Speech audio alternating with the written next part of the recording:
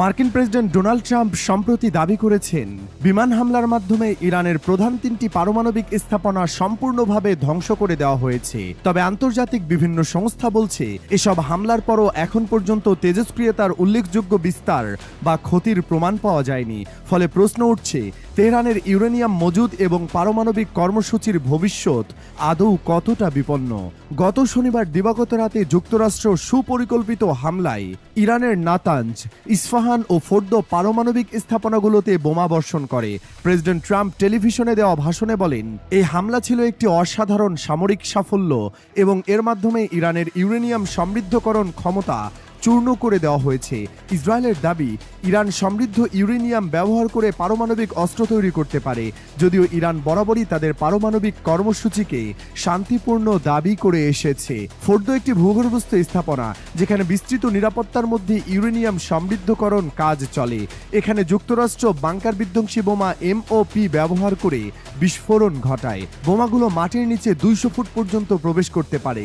Natanz পারমাণবিক কেন্দ্র ইরানের সবচেয়ে বড় ইউরেনিয়াম সমৃদ্ধকরণ কেন্দ্র হিসেবে পরিচিত। এখানে অসংখ্য সেন্ট্রিফিউজার রয়েছে। হামলার বিস্তারিত তথ্য না জানালেও ধারণা করা হচ্ছে ক্ষয়ক্ষতি হয়েছে সীমিত পরিসরে। ইস্পাহান একটি পারমাণবিক গবেষণা কেন্দ্র যেখানে ইউরেনিয়াম রূপান্তরের কাজ চলে।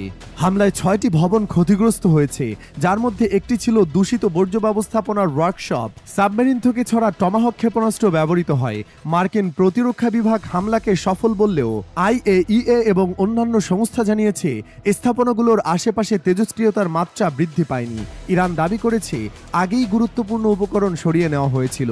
IAEA এর মতে, হামলায় কিছু ভবনের ক্ষতি হলেও পরিবেশে তেজস্ক্রিয়তা ছড়ায়নি। বিশেষজ্ঞদের ধারণা, ইরান পূর্ব থেকে হামলার আশঙ্কা করেছিল এবং প্রতিরক্ষামূলক ব্যবস্থা নিয়েছিল। রাশিয়া যুক্তরাষ্ট্রের এই হামলার কড়া সমালোচনা করে বলেছে, এটি একটি উস্কানিমূলক ও দায়িত্বজ্ঞানহীন পদক্ষেপ যা মধ্যপ্রাচ্যকে বড় যুদ্ধের দিকে ঠেলে দিতে পারে। রুশ রাষ্ট্রদূত জাতিসংঘে দেওয়া বক্তব্যে বলেন, যুক্তরাষ্ট্র 2003 সালের ইরাক যুদ্ধের মতোই ভিত্তিহীন অজুহাতে হামলা চালিয়েছে। চীন ও পাকিস্তানের সঙ্গে রাশিয়া জাতিসংঘে একটি খসড়া প্রস্তাব জমা দিয়েছে, যেখানে অবিলম্বে যুদ্ধবিরতি এবং ইরানের পারমাণবিক ইস্যুতে কূটনৈতিক সমাধানে ফেরার আহ্বান জানানো হয়েছে। যুক্তরাষ্ট্রের হামলায় কিছু অবকাঠামোগত ক্ষতি হলেও ইরানের পারমাণবিক কর্মসূচির মূলে কতটা আঘাত হানা সম্ভব হয়েছে তা এখনও নিশ্চিত নয়। বাস্তবতা হলো, ইরান হয়তো এই হামলার আগে থেকেই তাদের গুরুত্বপূর্ণ উপকরণ সরিয়ে নিরাপদ স্থানে রেখেছিল। ফলে হামলা পারমাণবিক কর্মসূচিকে ধীর করতে পারলেও ধ্বংস করতে সক্ষম হয়নি বলেই অনেক বিশ্লেষক মনে করছেন।